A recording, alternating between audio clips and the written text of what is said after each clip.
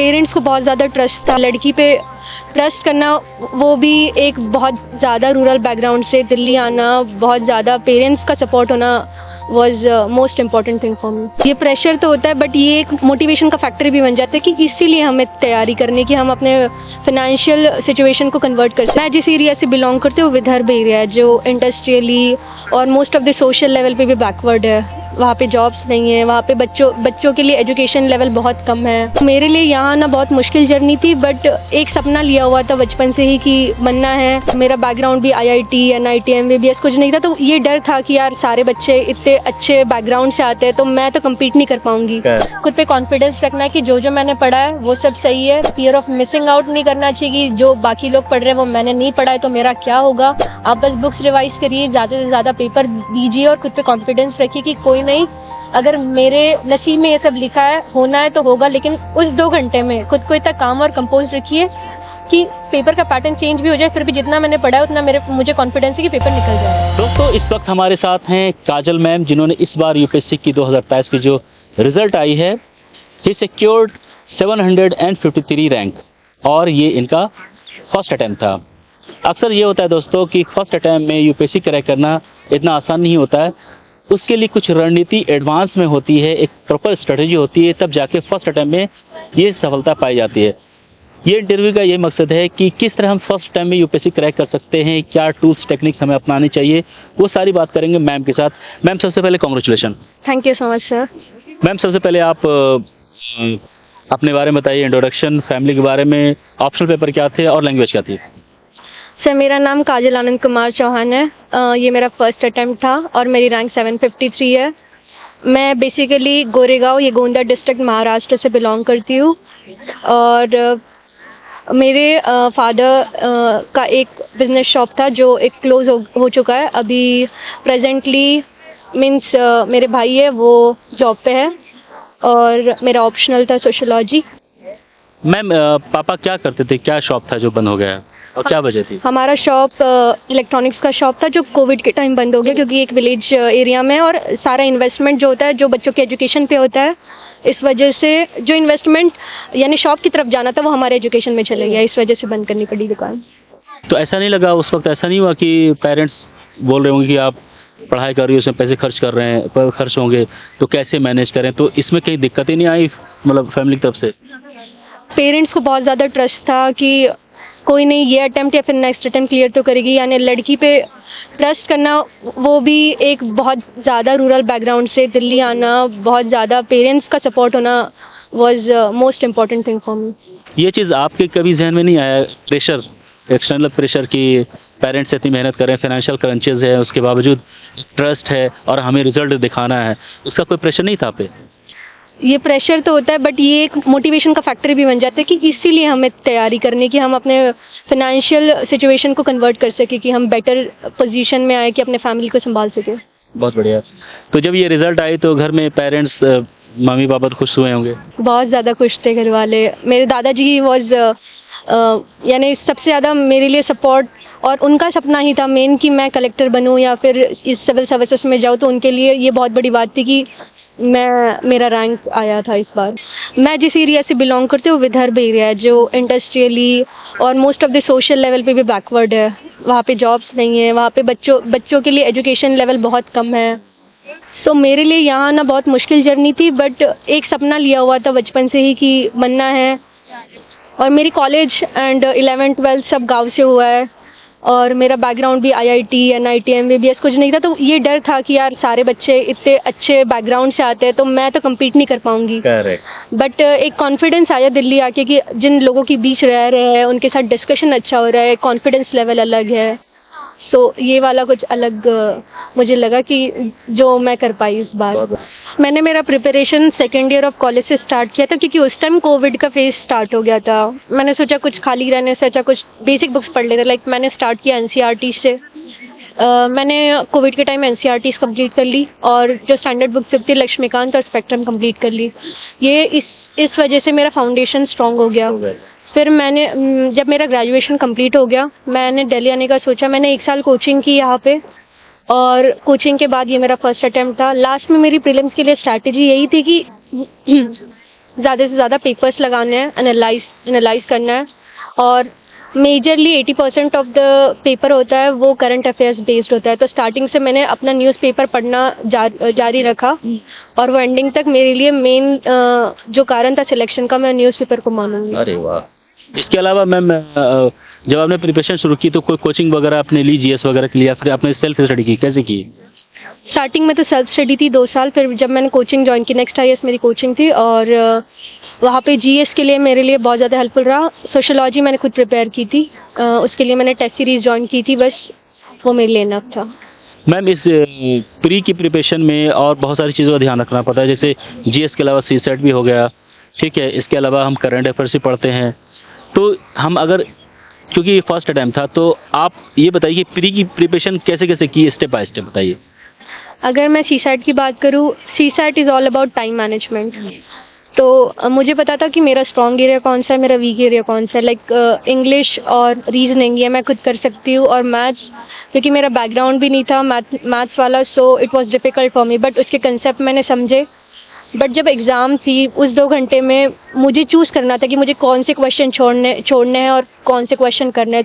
सो आपका सीसैट के लिए फोकस यही होना चाहिए कि मैं उस टाइम में 40 से 50 सवाल करूं और मेरी एक्यूरेसी लेवल हाई हो। तो ये मैंने इंश्योर किया।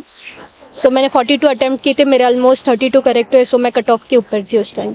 मैम रिसोर्सेज की बात करें, रिसोर्सेज तो वैसे ओपन है, सभी जानते हैं, फिर भी क्या आपने कुछ अलग किया था रिसोर्सेज के लेके, या फिर आप जो नॉर्मल है लक्ष्मीकांत और स्पेक्ट्रम, या फिर क्या थे रिसोर्सेज आपको? जो सारे लोग यूज़ करते हैं वही मेरे रिसोर्सेज थे, बट मुझे लगता है मैंने एक एडिशनली किया कि मैंने पेपर्स ज़्यादा लगाए, 90 to 100 मैंने पेपर्स लगाए। सीसैट के लिए भी मैंने मेजरली फोकस ही किया कि पेपर लगाने, पेपर यूं ही नहीं लगाने कि 2 घंटे पेपर दे दिया उसके बाद छोड़ दिया, आंसर्स टेक किए 60 मार्क्स आए इनफ है, ऐसा नहीं। हमें उसके बाद एनालाइज करना है, उसको एनालाइज करने के लिए, उसका बैकग्राउंड देखने के लिए पूरा दिन चले जाता है, एक पेपर करने के लिए पूरा दिन जाता है। इसलिए मुझे ऐसा लगता है कि आप पेपर दीजिए बट एनालाइज उसके साथ कीजिए। तो आपने ये मॉक लगाई थी, तो आपको लगता है उससे फायदा हुआ आपको, राइट? यस। तो जैसा कि आप कह रही हैं सिर्फ मॉक लगाना ही, उसको जो गलतियां हुई उसको एनालाइज करना, तो आप किस पे एनालाइज करती थी और उसको अपने नोट्स में ऐड ऑन करती थी, क्या करती थी आप? मैंने एक सेपरेट बुक बनाई थी प्रीलिम्स के लिए कि मैं जिस भी चीज़ में गलत करी उसमें मैं लिख दूँ, और मैंने वो एट द एंड जब प्रीलिम्स के पहले रिवाइज करने की बात आई तो मैंने वो उस बुक को रिवाइज किया था, क्योंकि मुझे लगता है जो चीज़ गलत हुई है वो बार बार रिपीट नहीं होनी चाहिए, एटलीस्ट वो तो सही हो जाए। मैंने मेजरली स्टैटिक के लिए नोट्स नहीं बनाए थे, बट अगर आपने पहले से पेपर पढ़ रखे हैं, आपका यूपीएससी का सिलेबस अच्छे से जाना हुआ है और आपने प्रीवियस ईयर क्वेश्चंस पढ़े, तो आपको आइडिया लग जाएगा कि ये ऐसा कुछ लिंक हो रहा है। जब आप न्यूज़पेपर पढ़ते हैं आपको पता चल जाता है ये टॉपिक इससे लिंक है, स्टैटिक के इस पार्ट से। सो अगर आप न्यूज़पेपर पढ़ रहे हैं, आप अपने साइड में बुक लेके बैठ जाइए। अगर इलेक्शन कमीशन ऑफ इंडिया आ रहा है, लक्ष्मीकांत खोल लीजिए वही बुक, तो आपको सेपरेट नोट्स बनाने की जरूरत नहीं है। बट अगर कुछ स्पेसिफिक चीज़ें आ रही है, अगर कुछ अमेंडमेंट्स आ रहे हैं, आप उस चीज़ को ऐड ऑन कर सकते हैं उस बुक। शायद उस बुक में आप छोटी सी जगह में कुछ लिख सकते हैं कि ये कुछ स्पेसिफिक पॉइंट यहाँ पे बताया हुआ है। वैसे मैं न्यूज़पेपर की एक सेपरेट कॉपी बनाती थी, तो वही मेरा नोट्स हो जाता था, स्टैटिक और करंट का लिंकेज। मैम कोई अगर प्री की तैयारी करना चाहता है और वो चाहता है कि फर्स्ट अटैम्प्ट में जिस तरह आपको कामयाबी मिले, तो उसके लिए रणनीति क्या होनी चाहिए? आपकी तरफ से क्या सजेशन है उन सभी को कि किन किन पॉइंट्स, किन किन बातों का ध्यान दें? मुझे ऐसा लगता है कंसिस्टेंट होना सबसे ज़्यादा इम्पोर्टेंट है। लोग सोचते हैं कि हम डेली अगर 17-18 घंटे पढ़ते हैं तो हो जाता है, नहीं, आपको 6 से 7 घंटे पढ़ना है, बट डेली पढ़ना है। हाँ, 1 साल अगर आप पढ़ रहे हो तो आप डेली पढ़िए, ठीक है, एक दिन स्किप हो जाता है, आप पार्टीज कर लेते हैं, कोई दिक्कत नहीं है उसमें।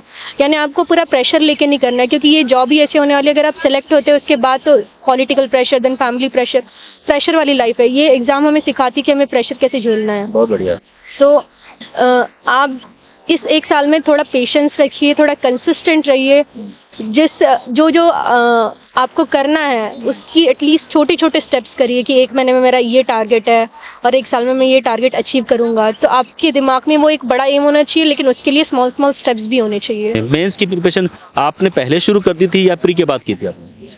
वैसे मैं पहले आंसर राइटिंग करती थी, एक इनसाइट सिक्योर करके प्लेटफॉर्म है, जो बच्चे ही वहाँ पे पीयर रिव्यू करते हैं।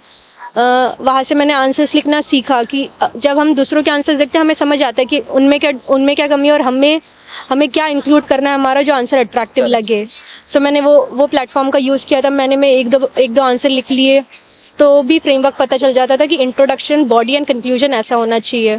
और फिर उसके बाद जब प्रीलिम्स क्लियर हो, उसके बाद मैंने मेन आंसर राइटिंग स्टार्ट करी। अच्छा, प्री के बाद फिर आंसर राइटिंग शुरू की है, लेकिन इससे पहले प्री के पहले ही आपने ऑप्शनल वगैरह जो पेपर जीएस के है, जीएस 1 2 3 4 सारा कंप्लीट कर लिया था?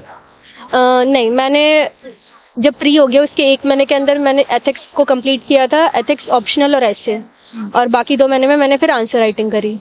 वो जो 3 घंटे होते हैं एग्जाम के, हम कुछ अलग सोच नहीं पाते उसमें, लेकिन जो आपके अंदर है ना, जो आपने ऑलरेडी आपको आता है, मैंने इतना 1 साल प्रैक्टिस किया है, या फिर जो भी कंटेंट है मेरे दिमाग में, मैं उसको बेस्ट प्रोड्यूस करूँ कि अगर किसी के हाथ में चेक करने वो कॉपी आए, तो वो जितनी जल्दी उसके हाथ से जाएगी उतने ज़्यादा आपको मार्क्स मिलेंगे। तो आपकी हैंड राइटिंग अच्छी होनी चाहिए, आपका फ्रेमवर्क अच्छा होना चाहिए कि इंट्रो उनको ऐसा लगे कि देख के कितना प्यारा आंसर लिखा है, तो वो मार्क्स इजीली दे। इंट्रो होता है, बॉडी होती है, कंक्लूजन होता है। कंक्लूजन अट्रैक्टिव होना चाहिए, इंट्रोडक्शन अट्रैक्टिव होना चाहिए। तो ये बेस करता है कि जो लाइक प्राइम मिनिस्टर के स्पीचेस आते हैं, कुछ डॉक्यूमेंट्स आते हैं, लाइक नीति आयोग कुछ डॉक्यूमेंट्स प्रोड्यूस करता है, कुछ words like sustainable development goal, उनके वर्ड्स उठा लिए, आज़ादी का अमृत महोत्सव, तो ये वर्ड्स अट्रैक्टिव है। और अगर अपने आंसर पे आप अंडरलाइन कर देते हैं, बॉक्स कर देते हैं, तो उनको ये अट्रैक्टिव लगता है कि बच्चा कितना अट्रैक्टिव आंसर लिख रहा है। उतने कम टाइम पीरियड में 7 मिनट में आप पूरा आंसर लिख रहे हैं, ऊपर से अंडरलाइन कर रहे हैं, ऊपर से अट्रैक्टिव है, आपकी हैंडराइटिंग अच्छी है, तो आपको मार्क्स अच्छे आ रहे हैं। अट्रैक्टिव क्या हम इसके लिए पाई चार्ट, ग्राफ वगैरह भी बना सकते हैं? हाँ, आपको डायग्राम, जिस जगह डायग्राम यूज हो सकती है उस जगह डायग्राम बनाइए, यानी जिस तरीके से एग्जामिनर अच्छे से चेक कर पाए, अच्छे से समझ पाए, अगर वो जल्दी से चेक हो रहा है तो आपको मार्क्स अच्छे मिलते हैं। इतना मुझे आइडिया है उस हिसाब से। बिल्कुल। अच्छा मैम, ये बताइए, जैसे आंसर राइटिंग की बात है, तो इसमें क्या कभी कभी क्या होता है कि कुछ टॉपर्स को मैं देख रहा था कि वो पॉइंटर यूज करते हैं, तो क्या पॉइंटर बेस्ट तरीका है या फिर हम पैराग्राफ में लिखें? वो इंडिविजुअल टू इंडिविजुअल डिपेंड करता है। लाइक जो साइंस बैकग्राउंड से होते हैं या फिर इंजीनियरिंग बैकग्राउंड से होते हैं, वो अपने आंसर्स पॉइंटर्स में लिखते हैं। बट जो आर्ट्स बैकग्राउंड के होते हैं, उनका होता है कि पैराग्राफ वाइज लिखने की आदत होती है। तो मार्क्स तो दोनों में ही मिलते हैं। आपका तरीका अच्छा है, आप कंटेंट अच्छा लिख रहे हैं, तो आपको मार्क्स तो मिलने ही है। मैं जब घर से यहाँ पे आई, ये मेरा फर्स्ट टाइम था कि मैं घर से बाहर निकल रही हूँ। स्टडीज़ के लिए भी मैं अपने गाँव में थी, और दिल्ली ये फर्स्ट टाइम था। यहाँ पे खाने की दिक्कत बहुत ज़्यादा होती है, यहाँ पे रहने की दिक्कत बहुत ज़्यादा होती है, रेंट बहुत ज़्यादा है, अफोर्ड करना बहुत मुश्किल है यहाँ। देन हेल्थ इश्यूज बहुत ज़्यादा होते हैं। मैं दिल्ली यहाँ पे आई, 3 महीने मुझे खांसी रही, तो यहाँ पे अडेप्ट करना is very difficult. Then library cost है। मैं जब कैसे मैनेज करती थी इतनी सारी चीज़ें, ऊपर से प्रेशर के, हाँ इतनी छोटी सी जान, इतनी छोटी सी उम्र, कैसे? मतलब हमें भी तो बड़ा ये लगता है कि इतनी ताकत, हिम्मत कहाँ से आई आपको मैम? पता नहीं, लेकिन ये कूलनेस थी मेरे में कि इतना प्रेशर मैं हैंडल करती नहीं थी। ठीक है, जितना मेहनत कर रहे हैं उतना अगर भगवान चाहे तो मिल जाएगा, अगर ना चाहे तो शायद वो किसी और के नसीब में हो, वो कुछ मेरे से ज़्यादा मेहनत कर रहा हो तो उसे मिल जाए। बहुत बढ़िया। तो मतलब काम कंपोज है कि शांति के साथ शोर न मचाया, और वो कहते हैं ना, छोटा पैक बड़ा धमाका, वो चीज़ मैम ने कर दिखाया फर्स्ट अटैम्प्ट में। आपको कैसा लगता है मैम कि अगर यूपीएससी की प्रिपरेशन सही माने में, सही डायरेक्शन में करें, तो क्या हम फर्स्ट अटैम्प्ट में निकाल सकते हैं यूपीएससी? हाँ, मुझे लगता है, लेकिन अटेम्प्ट्स को हमें गिनना नहीं चाहिए, क्योंकि आप अगर एक गोल लेके चल रहे हो कि मुझे ये बनना ही है, तो आपको वो मेहनत करनी चाहिए कि यार अभी नहीं तो नेक्स्ट अटेम्प्ट में तो हम कर ही लेंगे। इतना कॉन्फिडेंस होना चाहिए। मैम, आपकी इस कामयाबी में किसका किसका कंट्रीब्यूशन है? एक होता है ना कि हमने तैयारी की, एक हमारे मेंटोर हुए, किसी ने गाइड किया, किसी ने बताया, या फिर घर से कोई भाई बहन, माँ बाप जो भी हैं, एक बहुत, वैसे तो सभी की सपोर्ट, फिर भी कोई एक जो आपको लगता है कि आपकी कामयाबी में उसका, उनका कंट्रीब्यूशन रहा है? लाइक मैं 2 लोगों का नाम लेना चाहूँगी। अपने इसमें होते हैं एक फैमिली, एक फ्रेंड्स। मेरे फैमिली में मेरे दादाजी है, मम्मी पापा और भाई है। उन्होंने मुझे मेजरली सपोर्ट किया, फाइनेंशियली, सोशली ऑल्सो, और मुझे हैंडल करने में, लाइक मुझे डिप्रेशन या फिर एंग्जाइटी अगर कभी फील हुई, एग्ज़ाम टाइम में होता है ये सब, सो उन्होंने हैंडल किया। और फ्रेंड्स में मेरा एक फ्रेंड है विकास, उन्होंने इमोशनली और हर तरीके से मुझे ORN में हेल्प करी है। और मुझे लगता है मेजरली मैं इन सभी को 100% तो इतना सक्सेस का श्रेय देना चाहूँगी। बिल्कुल 2024 के लिए जो अटेम्प्ट दे रहे हैं, मैं उनको यही कहना चाहूँगी कि आपके पास अभी बस 1.5 महीना या फिर 1 महीना बाकी है, तो आपको खुद पे कॉन्फिडेंस रखना है कि जो जो मैंने पढ़ा है वो सब सही है। फियर ऑफ मिसिंग आउट नहीं करना चाहिए कि जो बाकी लोग पढ़ रहे हैं वो मैंने नहीं पढ़ा है तो मेरा क्या होगा। आप बस बुक्स रिवाइज करिए, ज़्यादा से ज़्यादा पेपर दीजिए और खुद पे कॉन्फिडेंस रखिए कि कोई नहीं, अगर मेरे नसीब में ये सब लिखा है, होना है तो होगा। लेकिन उस 2 घंटे में खुद को इतना काम और कंपोज रखिए कि पेपर का पैटर्न चेंज भी हो जाए, फिर भी जितना मैंने पढ़ा है उतना मुझे कॉन्फिडेंस है कि पेपर निकल जाएगा, है ना। तो ऑल द बेस्ट इस एग्ज़ाम के लिए। Thank you very much ma'am, God bless you, और भगवान आपको और तरक्की दे, आप और आगे बढ़ें और चीज़ों को जो भी मुझे लगता है कि आप इससे भी बेहतर आने वाले दिन में करने वाली हैं, वो मुझे दिख रहा है। Thank you very much ma'am. Thank you sir.